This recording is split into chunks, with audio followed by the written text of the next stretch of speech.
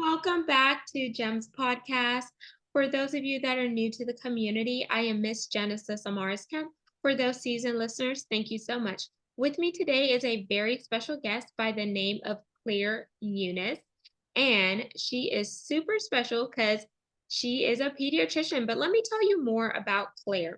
Claire Unis holds an MD MFA, is a board certified practicing pediatrician who brings her love for writing as well as her understanding of every individual's need for personal expression to her work as a communication coach and teacher of fellow clinicians in her medical group. Her work has been published in a number of journals, and she recently published Balance, Pedal, Breathe, A Journey Through Medical School, a book about drawing on diverse experiences to retain compassion while becoming a doctor. She is now working on extending narrative medicine practices to patients and other medical staff, in addition to clinicians. So, without further ado, please welcome Claire Unis. Thank you so much, Genesis. I'm really honored to be on your podcast, and thank you for having me. My pleasure. And it just warmed my heart when I saw that you're a pediatrician because we always get that question, what do you want to be when you grow up? And I always said I wanted to be a pediatrician. And life happened, and I was stuck in oil and gas for 12 years until the pandemic. Oh, no. So, before we dive into your book, I definitely want to give my audience a fun and personal way to connect with you. And since you've done your research, I either do an icebreaker or a rapid fire 10-question game, emphasis on rapid. What are you in the mood for? I couldn't decide. I was thinking about this before. I think let's go ahead and do an icebreaker. Okie dokie. We're breaking the ice with Claire and Genesis. For your icebreaker, I want you to share something crazy you have done in your life or a fun and interesting fact that not even your own community knows about you. And if you're feeling frisky, combine the both of them.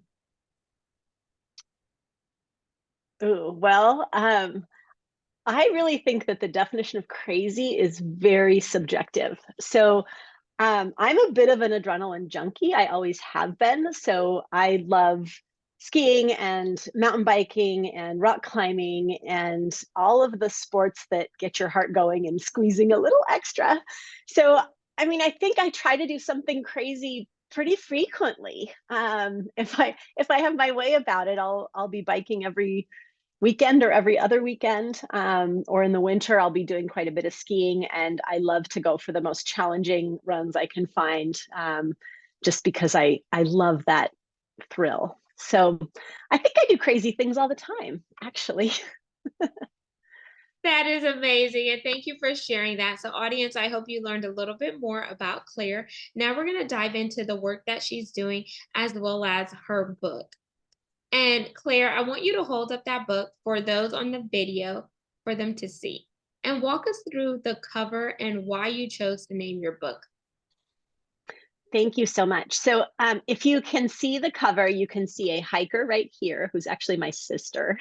You can see a rock climber right here, who's actually me. And you can see my mountain bike leaning up against a little bench right where I love to mountain bike in Mammoth Lakes, California. So, and then they're sort of contained within the outlines of lungs, because very much in this book, I often used breathing as a way that I centered myself or managed my way through medical school. So the title is Balance, Pedal, Breathe, and it comes from one of the chapters in the book in which I am mountain biking and just trying to manage to get through medical school. At the time, I was biking across Golden Gate Bridge, and when the wind is blowing at you, you have to go around the supports along the walkway. And as you turn into the wind, you really have to focus very heavily on balancing. And then you have to pedal through it really quickly and breathe so you don't panic, because it doesn't feel like you'll make it. So that's where the title actually came from. But I also think that it related very much to my story, because to get through medical school, I had to figure out how to keep my balance as someone who loved being outdoors and doing things that had nothing to do with medicine, and still be focused enough to get through. Pedaling because biking was one of the ways that I would manage the stress, and breathe because we have to breathe through difficult times. And sometimes it really felt very hard to breathe when I was going through my medical education. So Hmm. there's that. I love that. And so let's dissect this. So with the balance part, and I feel like everyone in life needs to balance, whether you're a new parent, whether you're an employee versus trying to jump into entrepreneurship, whether you're married versus single Mhm. versus divorce, or whatever the case may be. No matter how you look at it, all of us as individuals need to balance some form or fashion. And pedaling, to you, pedaling was your mountain bike. To others, it may be yoga, it may be tai chi, it may be kickboxing, or whatever your way of getting rid of your stress in a healthy way is. And then Yeah. breathing. We all breathe. If we're not breathing, then we're not living. So let's talk about how going through medical school and how you dealing with not having medical school define you or become your identity. How has this book and writing helped you? That's a fantastic question. When I was in I think it was the end of my second year, is I think when the hardest period of time was. I was facing national board exams, and the amount of information you have to learn in medical school is absolutely unknowable. And where this really hit a crux was in those couple weeks before taking the exam, when really you have 2 weeks to study, right? And you're supposed to do nothing but study. And I would have absolutely lost my mind if I did nothing but study. So it was all about learning how to balance my need for exercise, because that's always been important to me. I've known that about myself since I was quite young, that I need exercise in order to be able to focus at all. My need for individuality. So I needed to be able to not think about the books at every moment. And then the need to actually buckle down and study and do what I needed to do. You are so right that everybody in any situation or career needs to figure out how they balance the things that need to happen, whether you're taking care of a baby or children or a household, or you're talking about your job, whatever it is. There are things that we just have to buck up and do every day, right? Everybody has things you've got to do. And then it's really important also to be able to take a step back, be like, okay, who am I? And am I doing what makes sense to me? Am I on the right journey, or am I just going down the road because it's in front of me and I've got blinders on to what's going on? So a lot of this balancing really has to do with not just like, how do you get through the day and get enough exercise so you can sleep at night, but also when things get hard, you have to have confidence that you're on the right journey and that you're doing this for a purpose in the end, especially when things get hard. Am I really on the right path? So for me, as I was going through medical school, those first couple years were very clinical, and I really kind of kept my head down more than anything. But I really started fantasizing about writing about it, because I've always been a writer. I majored in creative writing and literature in college. I was not a science major, even though I wanted to go to medical school. So especially once I transitioned into the clinical years, so third year, you start seeing patients, you do different rotations in different specialties. There were so many stories that I just felt needed to be shared for people like you who thought they might want to be a pediatrician one day, or for anyone who interfaces with the medical system. Do you know what your doctor goes through? Do you have any idea what it's like to try to go from being a patient to becoming a pretend doctor overnight, which is what you kind of do in medical school? So sorry, it's kind of long-winded of me, but I was just so absorbed in the fact that this required a lot of presence of mind, confidence that I was on the right path, and also a desire to share what that path was like with other people, because that helped me reformulate it in a way that was meaningful. Mm. And I like that you took the experiences that you saw, that you went through personally as well as professionally, and you're giving other people hope via your writing. And that brings us to the narrative medicine that you said you want to help patients, you want to help clinicians, you want to help other people see it from your lens as well as the lens of other people. And me losing my father to medical negligence in 2020, Mm. it gave me a chance to step into medicine in a sense, because then I became his patient advocate and I learned about different things as he was going through, his journey. And, may he rest in peace, and I miss my dad dearly, but it also taught me things that I can now apply for my mother whenever I'm taking her to her doctor's appointment, or I could share different things with other people who may be going through something similar that my father went through. So life doesn't just happen to us, but it happens for us. No matter how hard it gets, if we change our viewpoints and our perspectives, then we could see how there was something important for us to learn in that season. So I love that you just said that. Sorry, I didn't mean to interrupt you, no, but no, no, go yes, ahead, go ahead. absolutely. No, absolutely, 100%. I am very sorry to hear about your father, though, and I completely agree that our medical system is broken. But please continue with what you were saying. No, so from your standpoint of narrative medicine, I want you to explain to the audience what exactly you mean by narrative medicine and what your goal is, because I feel like it doesn't just rely on doctors, NPs, which are nurse practitioners, audience, CNAs, or anything. It requires both parties, the patient as well as the staff that is caring for you, and we should see it as a joint partnership. Mhm. Absolutely. You're completely correct about that. And I think my interest in narrative medicine comes from a perhaps ill-founded optimism that there is still hope in these doctor-patient relationships or clinician-patient relationships, and a desire to really build on those relationships so that we can get back to the way medicine was intended to be practiced, or at least the ideals that most of us hold when we go into medicine. So I think of narrative medicine as quietly revolutionary. It is basically a field of medical humanities that's intended to hone the attention of people for one another, and allow them to then be able to fully represent what one another needs or is trying to communicate in order to kind of build affiliation so that we have a stronger relationship in all of our medical situations. It's a field of medical humanities that was created in Columbia University back in 2001. And the main program for this is still at Columbia University. But there's kind of three aspects of it. The first one is attention. When you read a book or you read a story, a close reading means that you notice the details the author offers you, not just words that are said, but body language or how someone is dressed or where it's set. There's all these other elements that go into an interaction. And that's very true also when you're in a personal interaction with other people. You notice whether they look calm or agitated. You notice whether they bothered to comb their hair in the morning. You notice whether they're late or early, enthusiastic, all these other elements. So these are all aspects of paying full attention to another person when you're actually trying to learn from them. And then the next step of that is representation, or another way to say that is representation.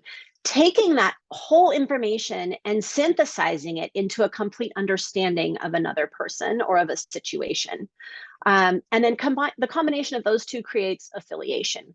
So you are absolutely right. It's a two-way street. And hopefully when this is practiced, and this is usually, it's a specific kind of dedicated session that's dedicated to honing this kind of attention that it's usually used. But once you start doing that, you can't help but apply it to your real life and to your other interactions with people. But in the ideal form, what results from that is a shared understanding and trust. And that, of course, is what all of us hoped for. Those of us who choose to go into medicine hoped that we would earn our patients' trust, that we would be able to fully take care of them in a way that modern medicine makes incredibly difficult for many reasons that we can talk about if you want.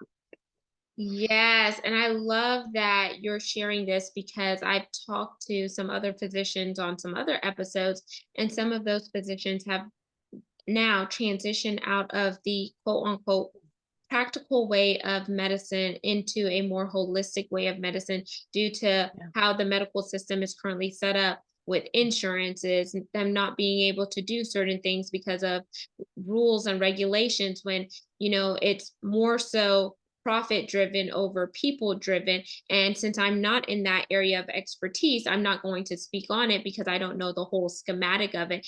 But I feel like we as a society as a whole need to do better as being human beings and just not seeing the green. We need to see what is in the best interest for for me, because if I were to trade places with that individual, how would I want them to see me, to hear me, to address me as a whole, and etc. So thank you for educating me on narrative medicine, because it wasn't something that I was keen on, and as well as the Mhm. audience, because I feel like this is something we could go on and learn more about, research, and see how we could not only apply it in our personal life, but maybe in our professional life, and just tweak a little bit. Mhm. Absolutely.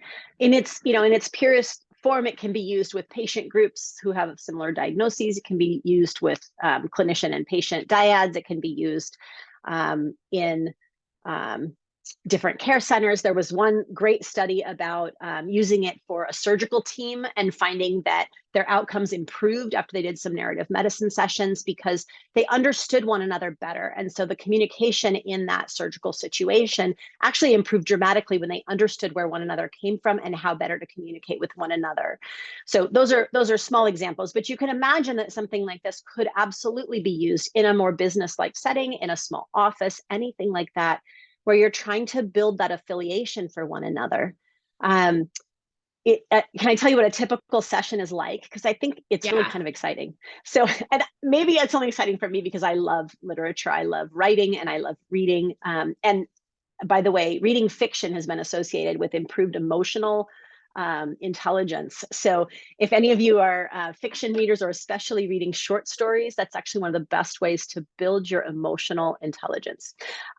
So a typical narrative medicine session involves starting with something called a text. And a text could actually be something like a poem, but it could be a painting, a photograph, a work. It could be a performance art. It could be music. So it could be any aspect of a literary feature that we call a text. And everyone examines it for the first time. You see it for the first time when you're all together. And you take a few moments to sit with it, look at it, and then talk about it.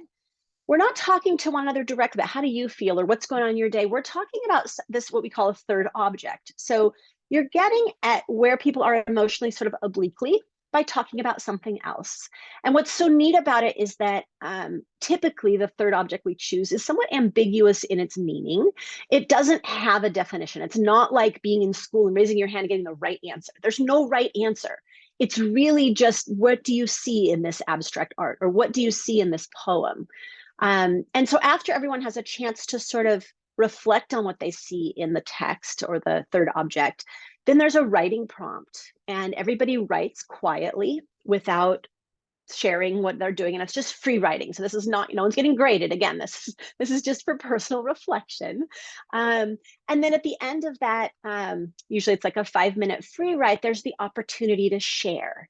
So this is that, so the attention was looking at the third object. The representation is, what do you write down in response to the writing prompt during that time? And then affiliation comes when people feel comfortable sharing what they've written. The most fascinating part of this is that people will go in completely different directions with a writing prompt. And it's very therapeutic. I don't know if you ever write. For any of you who do write, many of us write in our journals, or write down what's going on just to sort of get our thoughts together. But the prompted write is very effective in helping people sort of recognize things about themselves. And maybe, I mean, this is part of the balancing and breathing part, right? But recognize what they're mentally chewing on that they haven't fully processed yet. And then when you do share some of those things, and nobody has to share, it's completely optional, that act of sharing builds trust with the other people who are in the room with you. So I find narrative medicine so exciting, and I've really been enjoying introducing it to my medical group. It's yeah, it has so much potential. So yes, I am planning to start introducing it to patients in the next couple of months, actually. Thank you so much for sharing that, Dr. Eunice, because it definitely makes sense, because it's like you're looking at it with no biases. Then Mhm. you're writing about it. So you're getting your thoughts out of your head onto paper. And then the vulnerability comes when you feel compelled to share it amongst those that are in the room with you. And you listen, but then you listen to what other people share, but then you also digest it as well too, because you may not have seen it from that viewpoint. So I love how you broke that down. And I definitely could see your book weaved into there with the balancing and the breathing, because breath work is so important. And then for me, from the outside looking in, I would say your pedal process should be whatever you're working towards. And that's a personal journey, whether you're on your mountain bike or you're doing another avenue to help compensate with that balance and that breath work.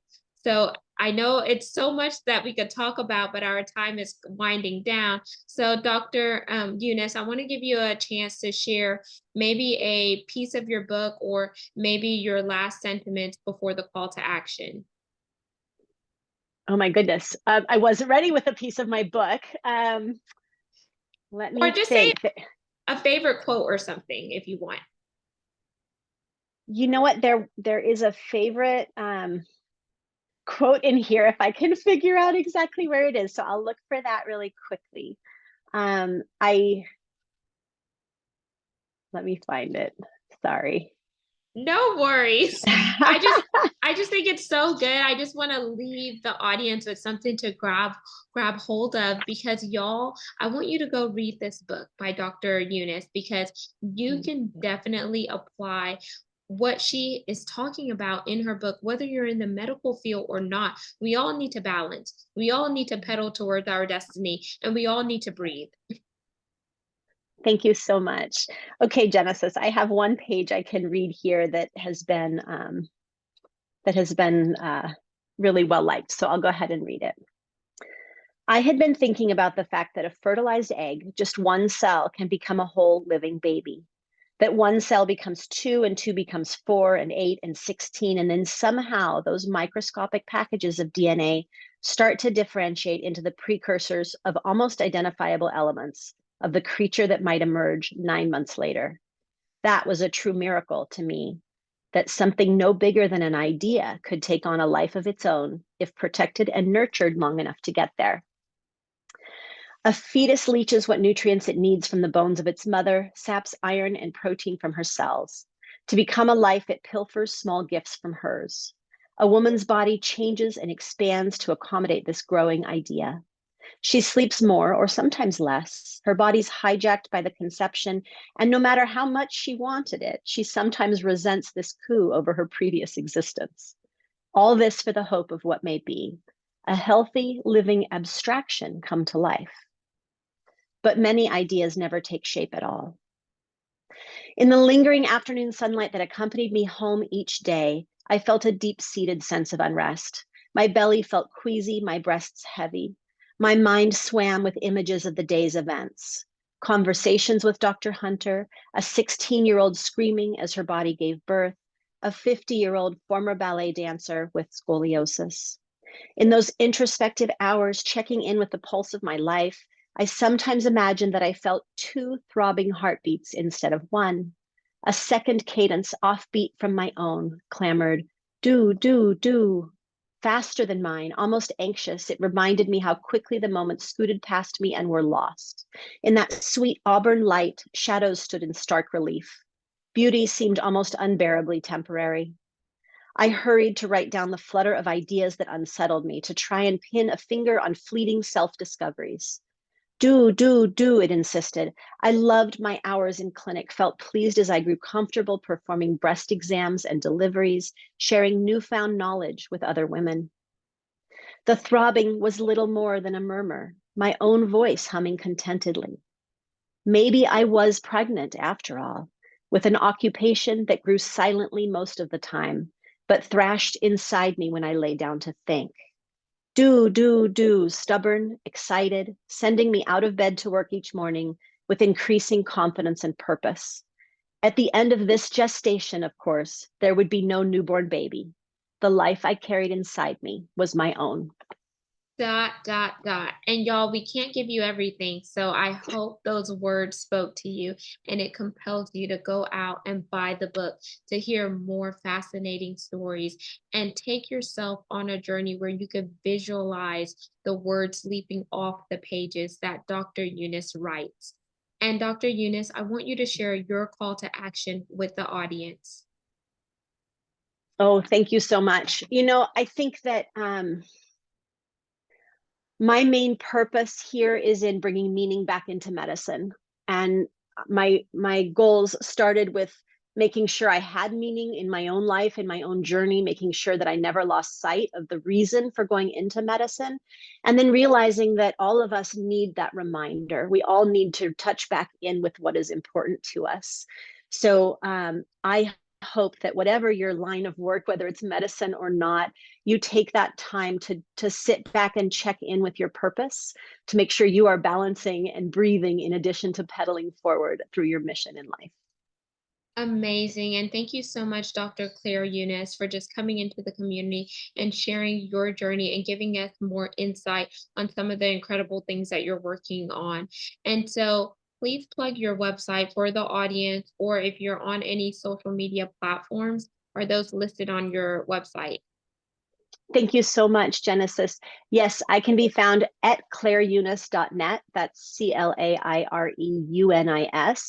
And on there, you can find my book and my socials and so forth. But I'm also on socials at Literary Art in Medicine, and Facebook and LinkedIn and on Instagram. I haven't done much with Twitter yet, but maybe I'll get there someday. It's hard to fit all the things in.